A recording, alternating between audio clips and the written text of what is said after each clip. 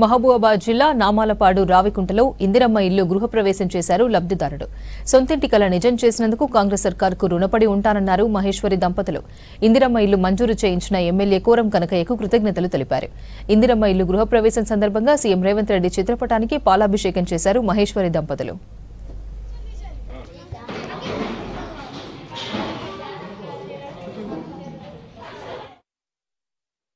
ప్రజల ఆశీర్వాదంతో మీ యొక్క దీవెనలతోటి ఏర్పడ్డటువంటి ప్రజాపాలనలో మరి రేవంత్ రెడ్డి గారి నాయకత్వంలో మరి ఇందిరమ్మ రాజ్యం తీసుకురావడం జరిగింది.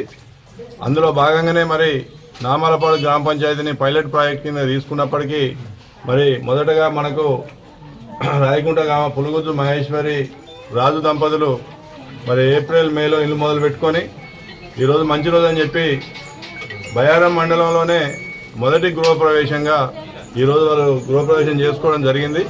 కాబట్టి మరి మనం పైలట్ గ్రామం కింద తీసుకున్నప్పుడు కొంతమంది వ్యక్తులు స్వార్థబుద్ధితోటి కొన్ని అవాంతరాలు సృష్టించి దాని తర్వాత రాజకీయం చేసిండ్రు.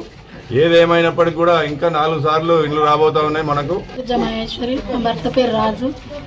మాకు కాంగ్రెస్ ప్రభుత్వం వల్ల ఇల్లు వచ్చింది. ఇల్లు కట్టుకున్నాం. బిల్లులు ఎమ్మటెమ్మట పడ్డాయి, ఆగలేదు. కోరం కనకయ్య గారు మాకు ఇల్లు ఇచ్చిండు, చాలా సహాయం చేసిండు. కోరం కనకయ్య గారికి చాలా కృషి.